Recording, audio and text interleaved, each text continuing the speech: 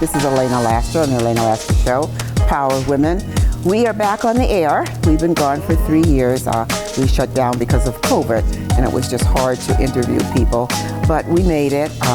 My blessings to everyone who came through it. We're strong, and we fought the devil at his own path, and welcome back to our show. So if you have a show that you'd like me to look at, just put it on the email. There's my address, and just email me and let me know. But today's guest, she's kicking off the first show. I'm so excited. Her name is Mrs. Lakia Baymon, and she's the principal of Mary Lynch, along, listen to me, along with all of these other things that she does. And that 10-minute, 15-minute, 20-minute show is not going to do for her, so I'm going to ask her, which I'm asking her now, will you come back again to pick up where we left off? So the purpose of this show is to strengthen young black women. Not only the young, as we get older, we need it, We don't like to say getting old, but getting older. We need to have someone who's guiding us strong and helps us keep that dignity that we have. And I understand you have a lot to offer, and you give so much. And this is what I want to talk about. I want you to take me from A to Z. If I miss something, I want you to bring it out to my attention. But let's start with, who are you? Who is Lakia Baymon? What a big question. Well, I just want to first of all say thank you for the opportunity to be part of this platform and be on the show. You're for welcome. You guys seeing something in me that is valuable to share with the public, I definitely appreciate that. I don't do what I do for accolades. I do what I do because I believe it's the right thing to do, and it's part of my calling. And so who is Lakia Baymon? I'm wearing a hat today, and this is just one of many. I am a mother, a wife, a daughter, a sister, a believer, an educator, and whatever else I need to become in order to get the job done. Yes. Well, where do we start? Let's start when you were born. Okay. In Springfield, right? Yes, So you take it from there. Born and raised in Springfield. Went through Springfield Public Schools. So in terms of wanting to become an educator, it was ingrained early on. I had the privilege of having some excellent educators and people that look like me, which is kind of rare.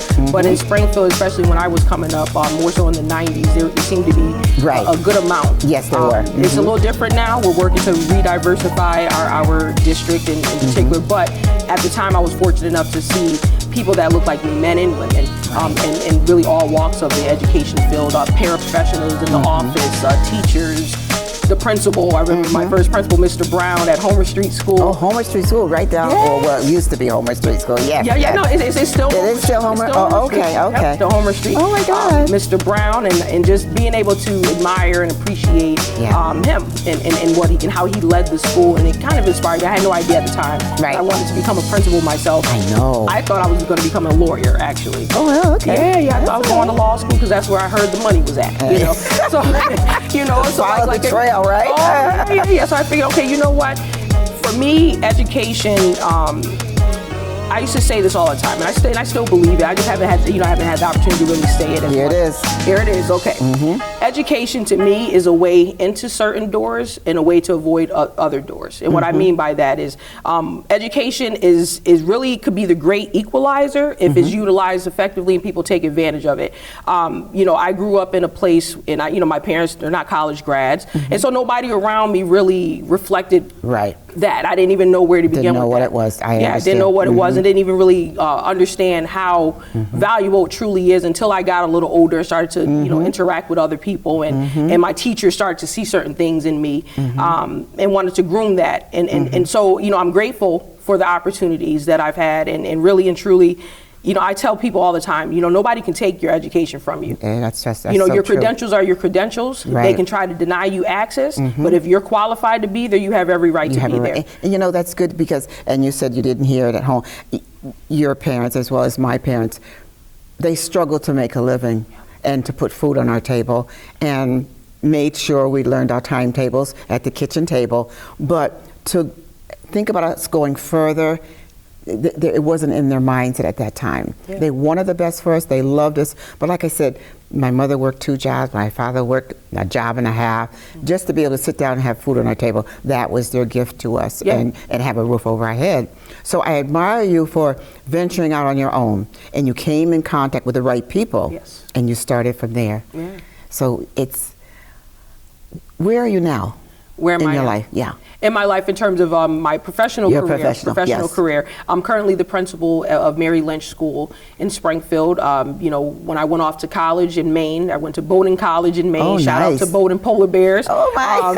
So you know, just not super far away from home, but far away. You know, where I felt like I could really develop my independence. And so when I came back to Springfield, again, wasn't sure if I wanted to go to law school or if I wanted to go into the field of education. Started working in a high school summer program and said, okay, this is it. And so went back to school and then continued. So where I am right now is essentially a culmination of many years of education and experience. And I believe I'm where I'm supposed to be. Mary Lynch, I'm sorry to interrupt you. Mary Lynch, is that South Branch Park? North Branch. North Branch. I get the two of them mixed up. That's North Branch. That's how you turn that curve and go up. Yes. Oh, okay. We're like the wooded area. We're kind of hit ahead. Yeah, right. Exactly. So how long have you been there? This is my 4th year at that particular school. I've been an educator for about 15 years since my son was. I think he was still on my stomach when I started. Oh my goodness! Hadn't poked his head out yet, huh? No, he didn't even arrive yet. Okay. So yes, 4 years. Tell me about being a principal with today's children. And I guess you get that question all the time. Life has changed so much. Kids have changed. We have changed. We have more into a survival mode, losing a lot of family members. How do you talk to the children? How do you maintain a balance of discipline and respect? Yeah, I believe that the children, for the most part, are still children. Yes. And so life happens to us all. Obviously, we going through a pandemic, and still to an extent going through a pandemic is very tough. Transitioning from going to traditional school to remote learning, virtual learning, to now coming back to school was tough for some. But really and truly, for me, what has made it effective and successful is having a solid team of educators and people, and the parents on board. Everybody understanding the mission and vision, and we just get into work. We do what we need to do. Our goal, one of the goals for the school, is to become a model school. Okay. And I've said that day one. I said the moment I decided I'm going to really pursue a principalship, when I get my own school, I really want it to be a model school. I want us to really be an exemplar for how we do school, particularly in Springfield. Springfield gets a bad rap in some ways. I believe it has changed a lot. It really has changed. The reputation has changed. The data is speaking for itself. There's a lot of promising things happening, not just at the elementary level, but all the way up. And so with the kids are kids. And so in terms of discipline, they know right from wrong. We train them and teach them and reward them when they do the right thing, and when they do the wrong thing, there are natural consequences. Absolutely. And so being consistent, being persistent, and being insistent about the fact that I know you can do this and you're better than what you're showing me right now. My parents used to always say there are consequences for bad behavior. Absolutely. And that has to carry on to the children. Now, what grade do you start at Mary Lynch? What's the grade? Yep. It was kindergarten through 5th grade. For the first time this year is pre-K. So that was really? Yeah. Nice. Yeah, there's universal pre-K throughout Springfield now, and so every school every elementary school now has pre-K. Has to have a pre-K. Yes. What grades do you find the most challenging? I would say 3rd and 5th grade. Okay. And you're probably wondering why I didn't mention 4th grade, because it's sort of like a. Yeah. But I find that 3rd grade is literally like the middle child. You know, when you have, you know, say you have 3 children, you have your oldest, and there's a certain natural leadership that comes with that, and then the baby of the family, you got this middle child who's like, I don't know where I'm going. Yes, 3rd grade is tough, and it has been tough, and that's tough across the district. I would even argue to say across the nation, because again, there's that. What I call the middle child syndrome. Like, they're not the oldest, they're not the youngest. There's certain just in between. You know, they don't necessarily have all the skills, and I mean, not that they should, but they're not. You know, I know in my particular building, up until recently, we struggled with our 3rd grade. Do you? Yeah. We've had to make some changes, some in-game changes really? that are now yielding good results. Okay. But historically, I would say 3rd grade, 5th grade. Especially in elementary school, they're like the high school seniors of the elementary world. So they think they got it. They think they know. They're testing the waters. They're getting ready for middle school, so they want to try out some. No, you're not going to try out certain things. Yeah, right. You got to wait till that time comes. You got to wait. And so, really trying to create that balance as well of allowing them to be leaders, but the right kind of leaders. Being a principal it's an enormous responsibility. You're dealing with so many different personalities. Sure. But I also feel you take the place of the parents. And you get a parent who's working 2 jobs, the husband's working, or maybe just a single parent who's trying her best to raise 3 or 4 children, and they don't have time to sit and say, this is what you do in life. This is where we're going. And I think they focus a lot. Well, sit down, you learn your timetables, you learn this, and go from there. You are a foster parent. I mean, I'm trying to think of the right word, but I'm saying a foster parent, because they know, judging from speaking to you now, they can come to you with anything. Sure. And I think that's wonderful, because some kids just isolate themselves. Yeah. And you can't break that wall or crack that mirror, and they just close themselves off. And I find since the COVID and they were out of school, there's a whole different mentality. Yeah. Sometimes I don't know where to begin, or just saying hello doesn't seem enough. But sometimes I'll hug them, and they hug. Yeah, and I said they need this. They do. But I see they can get all of that in you. I'm just so. I hope so. I really don't do. hope. I see. I'm so pleased to have you here and get your perspective of today's kids, because I have a grandchild, great-grandchild actually. She's in the 3rd grade, and she, oh God, girl. Yeah. Girl. I told you. Oh, I just thought her. She's in the 3rd grade, and she comes over to the house. Oh, now, Grandma Lena, you need to do this. And how come you moved this picture over here, Grandma? Well, wait a minute. This is my house. Right. Did you do your homework? I did my homework. See, Grandma Lena, it's all done. So now I can come over to your house on this date. I put it on my calendar. I'm saying, well, girl, who do you think you are? I know you're a Laster, but wait a minute, Wait a minute. But they are challenging. Yeah. It's scary.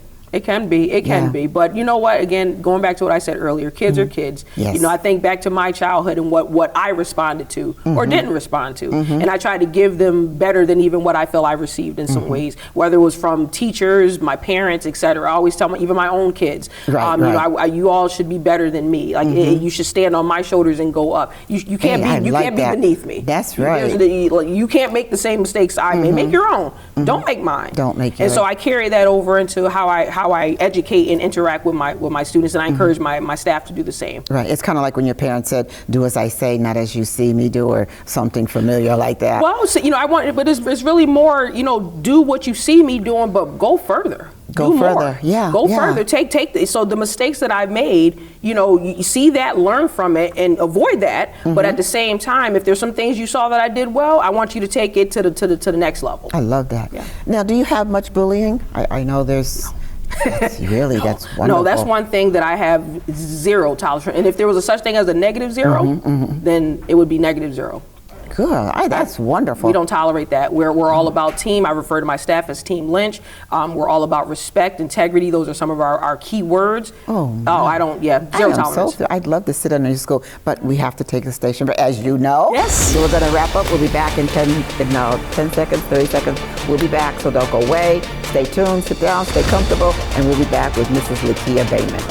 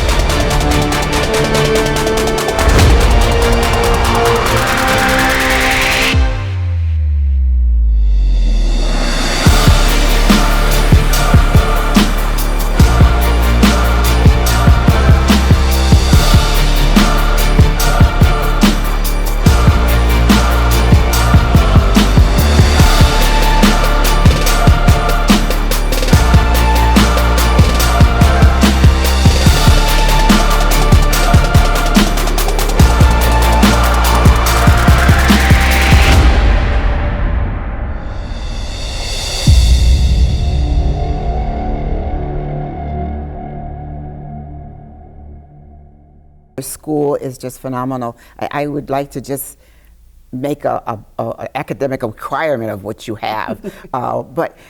And I know I was asking you a lot of questions. How do you keep the kids grounded? Yeah. You know, and I talked about parents coming to you and talking to you. But I also touched the subject of bullying. And I was telling you that we had this African-American African-American Halloween costume. It's all mixed in one. She has several different ones. And she's black, and she's a school teacher. And her name is Betty Laws Fights Back.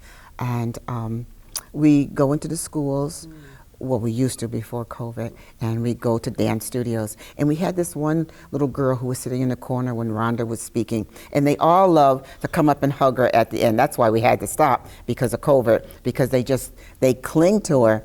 And I had told Rhonda, I said, you know, there's a little girl, why don't you talk to her? And Rhonda went over there, and the little girl said that she's going to kill herself. Well, of course, I saw Rhonda turn as pale as a ghost, and I said, let me go over there. And to come to find out, she had everything written out, and she was literally going to kill herself.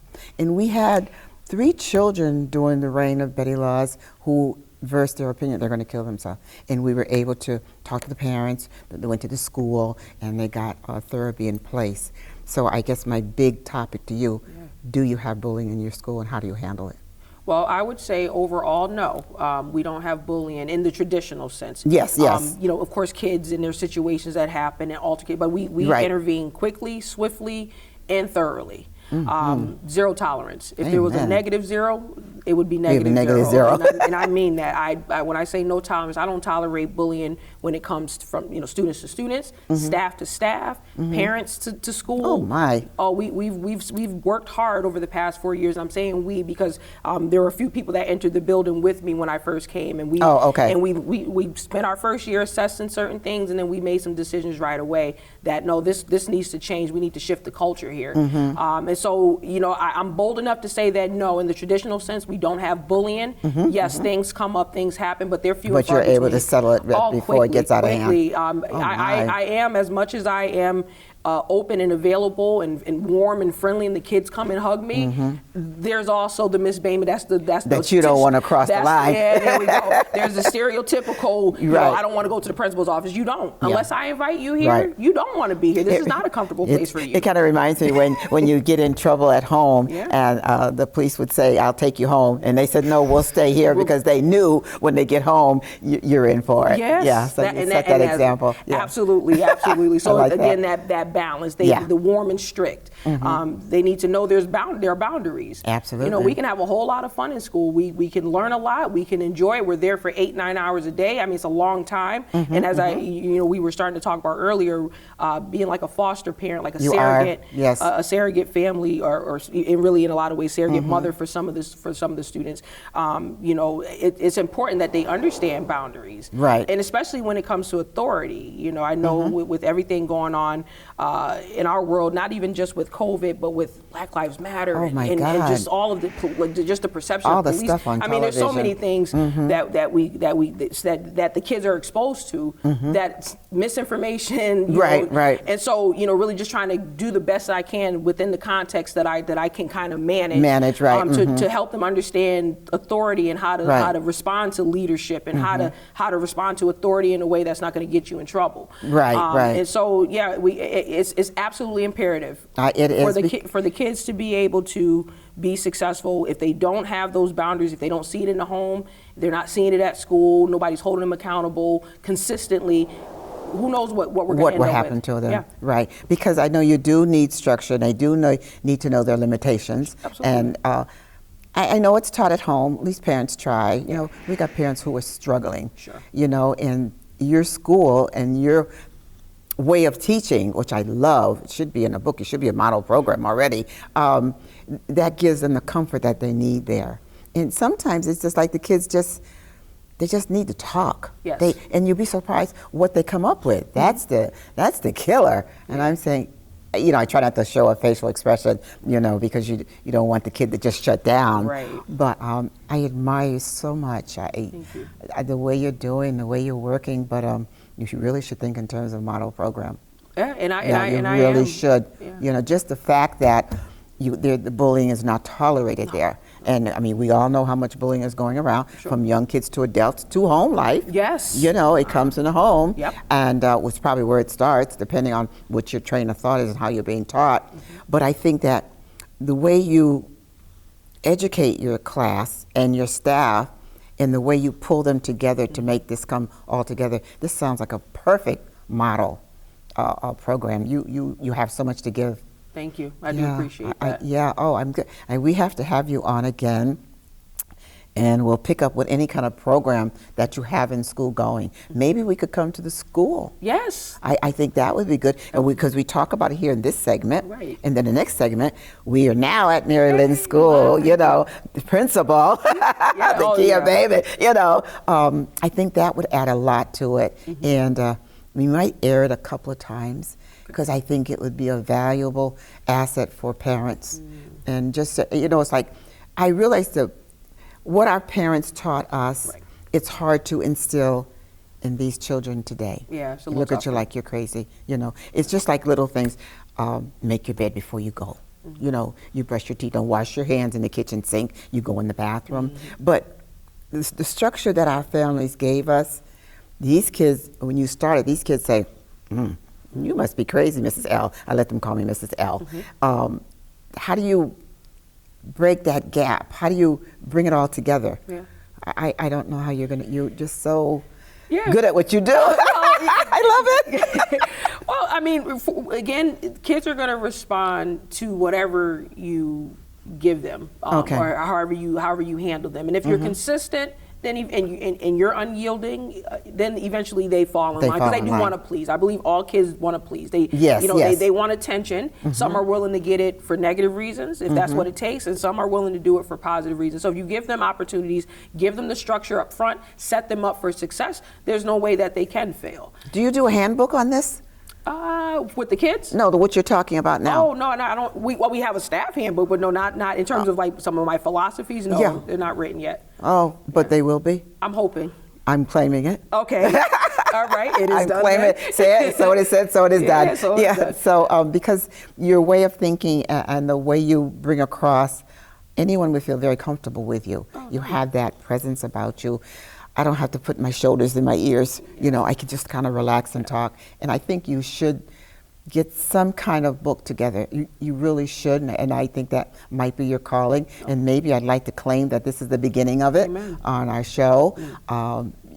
It's right there in your head. Yeah. I mean, it's like the water is just pouring out of you, but you should really do that. Anything else I've missed in your school or in your life you'd like to tell me about? Well, I mean, in addition to being an educator, I am a minister of the gospel. I'm an evangelist at Ministry in Motion in Springfield, right here in Springfield, Massachusetts. Very, very, very excited and proud to be a part of that ministry. Is definitely in motion. There are lots of things going on. Really trying to reach not only the youth, but those who are struggling. We call ourselves the misfits, misunderstood individuals saved for instructing today's sinners. And so the places where people may not feel comfortable, or certain, not that there's any particular church where people aren't comfortable going to, but there are maybe certain people who are not comfortable. Maybe they don't have the right clothes, or they don't have the right background, or they don't have enough money. And they feel shame coming in. Shame. Yes. You know, Jesus came for the misfits. He came for the people that others rejected. And so, I'm privileged to be a part of the ministry that really owns that in terms of we don't shut anybody out. You know, if you come here, come as you are. Please come as you are. We're going to help you as long as you're willing to put. There's work. You know, there are expectations. Let's work together. Let's walk this thing out together. Oh, hold that thought. It's that time again. So it's amazing how quickly time goes when you're really deep involved in a conversation, and there's so much of a territory, to cover it. But we'll be back in a few minutes. Stay tuned. Nice. Hopefully I'm not being overwhelming. No.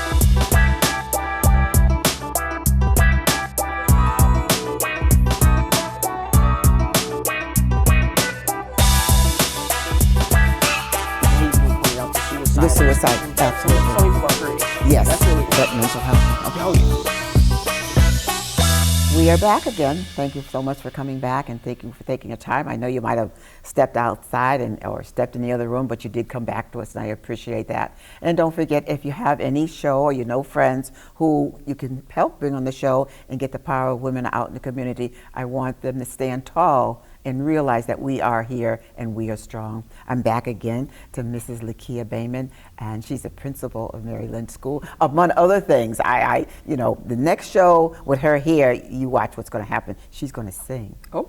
Yeah, I don't put that out there, and she's going to rap. You got that? Yes. So back to Mrs. Baymon. Go ahead, honey.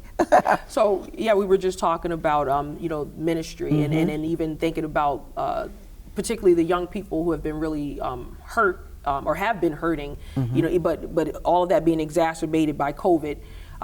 Suicide, mental health is such a huge topic, and it's something that I believe the church absolutely needs to take the leadership on. Right, exactly. And so, what I can say, I really try to tie in. And it happens naturally, because of the fact that I'm working with people for a living. It's natural for me to be able to relate to the kids and be able to be willing to have those deeper conversations. Even with parents, like I've had parents come to me and confide in me some very personal things. Being able to pray with them, being able to at least try to guide them or give them my perspective or try to encourage them, whatever it is. There's so many people that are hurting. Yes. And so to me it's so important for people, no matter what field they're in, no matter what they're doing, to be sensitive to that and not be easily what I like to call offended. Yes, right. Because sometimes when kids, for example, they misbehave, it's a cry for help. Yes. When parents are giving us a hard time, I've had to learn that over the years. Because sometimes I'm like, well, don't make my job harder. I'm here serving your kid. But then I have to, step back and understand that they're human. And that I have bad days, they have bad days, bad moments, it happens. But it's usually some underlying reason. Yes, and so being willing to dive deeper. I believe what helps with my school community in particular, and even the church community, is being willing to again acknowledge that people are people. People are people. And at the same time, everybody needs grace. Everybody needs, mercy. Right. And so I carry that over into my professional as well as my, Yeah. I often tell the children when we talk to them, I said, a mother, I mean, you're not disregarding a father. Sure. A mother has so many hats.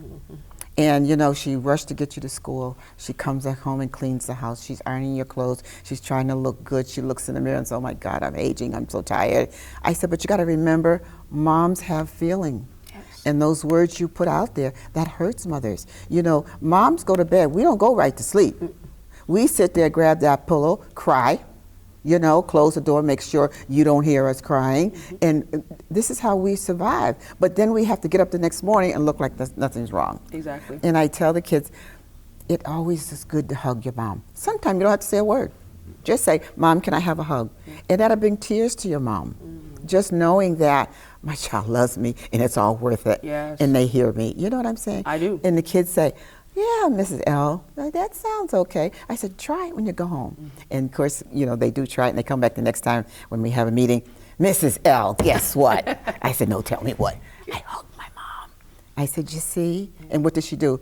She asked for another hug. I said, you see, moms need affection and we need your love. We need to know that you appreciate us and we are lay our lives down for you. But listen to us. That's all we ask, because you've got to make it in this world. Absolutely. It's so, I don't know how you do it, but you have a gift from God, and you have a gift of talking, a gift of warmness, and a gift that says, come talk to me. It's okay. Amen. I see that in you, and I want it to go further, because God will open your path. We all know that. Absolutely. But not in our time, in His time. And that's my grandmother used to always say, a little ministry there. And but you just have so much to offer in your schooling and the church, and I would like to bring another camera another day and come into the school, and maybe we might do in motion. I don't know. We'll see what Shari says. Yeah. But how do you feel with the kids who go to church and distinguish between the ones who don't go to church? I know it's a dynamite question. Yeah, I know it is. But it's definitely something worth noting. The Bible tells us to train up the children in the way that they should go. So if we don't like the outcome of certain decisions that our children are making, that's a reflection of us as adults. Yes, it is. Yes. We're not properly training. Right. The foundation starts at home. Absolutely. It starts at home. And I would say neck and neck is school. Yes. And so as much as I obviously work in a secular school setting, the gospel goes with me wherever I go. I hear that. And there's other believers, not only within my building, but also, in the district. And we talk often, and we pray, and we fast, and we really put the school up. Power in prayer. Yeah, absolutely. We definitely keep that at the forefront. Like that is undeniable. But there definitely is a difference. There are some children who understand it. So when they see us praying, they understand what that means. Yes. Or when I'm reminding them of certain expectations, or I know your family has raised you better than that. I know right, that. Right. Or you go to my church. What are you doing? What are you doing? Right. Yeah, right. It's definitely a difference. But yeah, if I had it my way, it would be absolute. I mean, I know years ago, prayer in schools was a big controversy. Yeah, right, all that. right. All that needs to come back. It needs to come back. It needs to come back. I had a young kid come to me, and we were saying, I've got such a diary of children. And I always say, well, say your prayers before you go to bed. And I said, I talk to Jesus during the day. I mean, it's sometimes just me and him in the house, and I'm just talking my head off, and I pray. And so the kids said, well, Miss Lassa, how do you pray? And it just struck me. I said, well, ask God to help you. And I said, and you'll make it from there. He says, just say, help me, Miss Lel. I said, yeah, just say, help me. And I said, and he will give you the strength and guidance. And I know, he's so funny. He just says, okay, I'm going to do that. So it's like, kids need so much, and you are giving the kids so much. How did you get into singing? Well, actually, I've been singing since I was little. I okay. was the kid that was in church, forced to go to the front to sing. Amen, on the first bench, huh? Yeah, I hear that. Get out there and sing the song. Yeah, right. And so there's still a little bit of that, oh, God. Yeah, right. Oh. So, but actually, I didn't really talk much about my family. I am a married woman, and I do have children, and my husband's actually a dynamite singer. Oh, and so okay. I can't hold a candle to him. I mean, really? I back him up like I do, but at the same time, I love it. But rapping is more my thing. I've always been a rapper. I've always been a poet. Okay. And so to put that to music is more comfortable for me. Yeah. And so I've put some music out. I've done some things. Like I've you? actually rapped for my students. They're just like, oh, I know they like that. So, I know. I try to say you're down. You're down this thing. yeah. So I try to merge all aspects of who I am. Yeah. And give the kid, give the students, all right. of me in that sense. And so so I've been doing music forever. I mean, that's wonderful. In some capacity. Yeah. And so yeah. So segue into the next show. Yeah. You have your music and you'll have the rap, and I want the kids to see that. Yes. I think they would get that. Maybe we can have a tape made for you. I don't know if you could run it in school. Let them see what their principal is doing. Nice. Let them see she is down, using street language. Yeah. She's cool. She's down, and I think that would it would make a big difference. Yeah. Knowing you are part of them. Yes. And that's what makes the difference. It does. So when the kids were home for the 2.5 years because of COVID, and they came back into the classroom, what were the challenges then? Oh, wow. Yeah. They're, again, talking about family life and structure or lack thereof. Okay. Having to really hit the reset button what was tough. Getting kids to understand, okay, you're no longer at home where maybe your parents allowed you to do certain things or didn't allow you to do certain things. Here, this is what we need to do. So we had to start over in a lot of ways. All over again, huh? Even with some of our fifth graders who are professional students, they've been in school all their lives.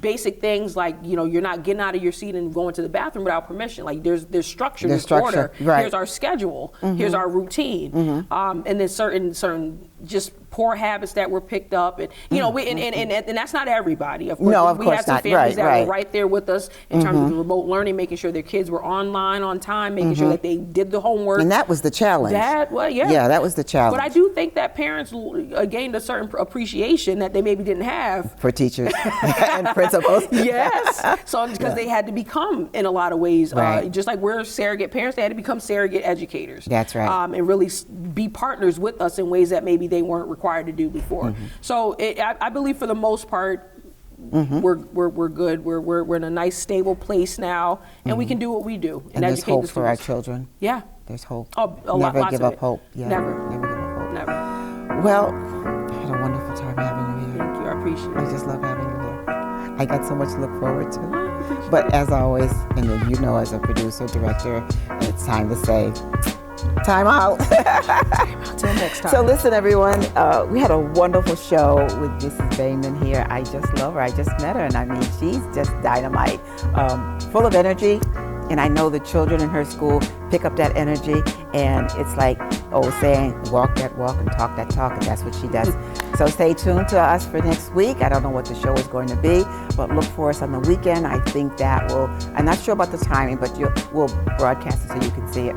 I'm Elena Laster, Mrs. Baymon, Mary Lynch School, and we're out. Thank you so much. Have a wonderful weekend. Elena Laster, Power Equipment. Thank you. Hey, That was awesome. yeah, that was